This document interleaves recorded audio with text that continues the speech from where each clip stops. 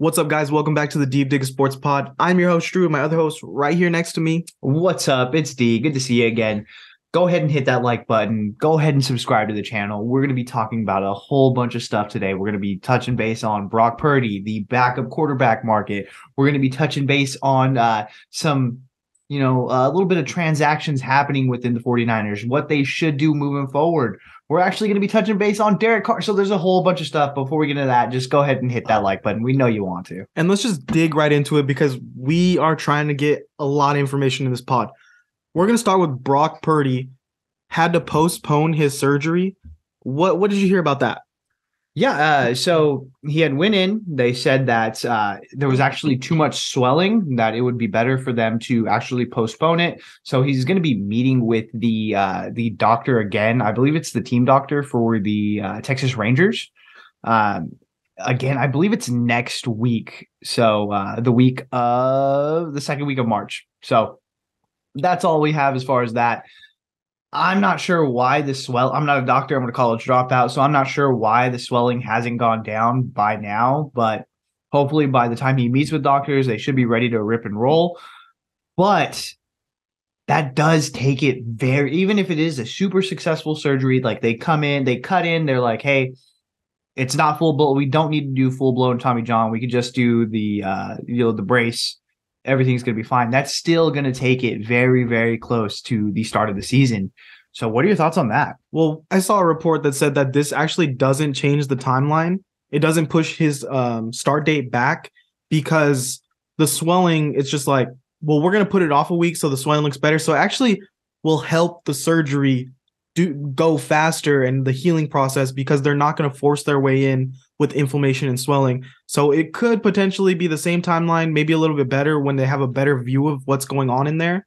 But I mean, who knows what the real timeline is going to be?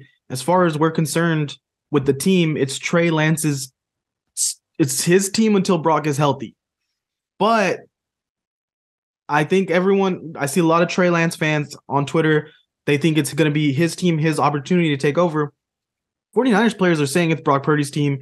The staff and the coaching staff in there, everyone's kind of saying it's Brock's team to lose. So unless Trey Lance is amazing in preseason and he doesn't get outcompeted by a veteran backup, then when Brock is healthy, it's his team again. Yeah, and so I think, again, who knows? What if they cut in there and it is full-blown Tommy John? Then it really is going to be Trey's opportunity to take the starting role. And whatever he better be prepared. He better be ready to rip and roll. He has to look good. I mean, Brock Purdy in his time at QB actually had them performing super efficiently. They were scoring more touchdowns. They had less turnovers. There was more yards. It was more of the Shanahan playbook. So we'll see if Trey Lance could actually carry that over. Let's see if Kyle Shanahan could actually carry that over, or if he goes to a veteran quarterback. I think that's going to be very, very telling as far as what they think of Trey Lance is the moves they make in this offseason. Yeah, and do you think that the 49ers are going to stick with Trey Lance and maybe draft a rookie quarterback in like the later rounds, or do you think they're going to bring in a veteran for sure?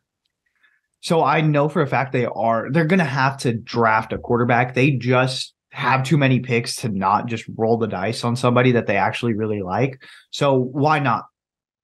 You need cheap labor. That's cheap labor. So that's what the draft is for. And you always need a practice squad quarterback or like just someone to run that scout team. So it's drafting a quarterback wouldn't be like oh my God, they want to replace Trent. It's like, well, we need to fill the roster still, Yeah, definitely. And you do need a backup quarterback who's going to just, for the sheer numbers of it, Trey Lance is not going to be throwing every single pass. He can't do it for the first team, for the second team, and for the scout team. So you're going to need another arm in there regardless. So why not just take a flyer on a guy and draft one in the 5th, 6th, or even 7th round?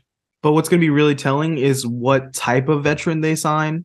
If they sign a guy who's there to compete for the starting job, or if they sign a guy that comes in and is like, it's Trey's team for now. I'm just here to help him get better. So right now, the backup quarterback market, we have Marcus Mariota, Teddy Bridgewater, Jacoby Brissett, Taylor Heineke, Cooper Rush, Garner Minshew, Case Keenum, Andy Dalton, Sam Darnold, Baker Mayfield, and Carson Wentz. Any of those names jump out to you? So the ones that would be red flags for me as far as the 49ers getting them and like what they think about Trey Lance or Heineke, it's Carson Wentz. And surprisingly, I would go ahead and say like a Baker Mayfield. I don't think they will go Baker Mayfield. I think that's just a red flag in general. But Baker Mayfield would be like a red flag for me. You're saying a red flag as in they don't trust Trey Lance? Yeah, Like, big time. Because like, why would you get a guy of who is kind of this semi-starter caliber? Like, okay, if we take a flyer, we catch lightning in a bottle, we could have that guy. Again, Mariota would be another one too. But what you're looking for, I think, if you are solidified with Trey Lance being a guy, not even the guy, just a guy to get you through some games, it would be not a career backup, but a guy who is a backup and has been for a long time. So a Teddy Bridgewater would be nice. A Jacoby Brissett would be nice. Cooper Rush, Josh Dobbs would be fucking awesome. So a guy like that who is, you know what I mean, totally, completely fine being the backup. Hey, I don't need to play here. If you do need me, I'm fine to do a game. I'm fine to do 2 games, but I'm not going to be the guy. If you get a Taylor Heineke wants to be the guy. Gardner Minshew wants to be the guy. So if you have that, again, the kind of younger veteran who really hasn't had their shot to be the guy, that would kind of, put up some red flags for me for Trey Lance.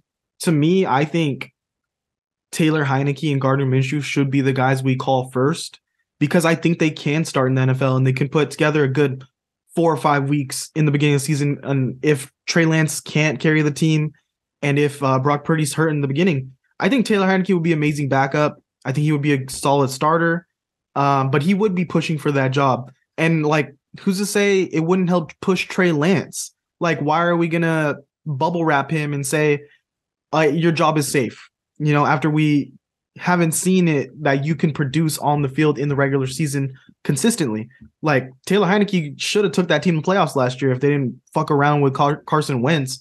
And Niners fans, I already saw edits of Carson Wentz in Niners jerseys on Twitter. My God. Poorly edited. Every free agent is not coming to the 49ers. Like, every time there's a free agent, it's like someone comments 49ers.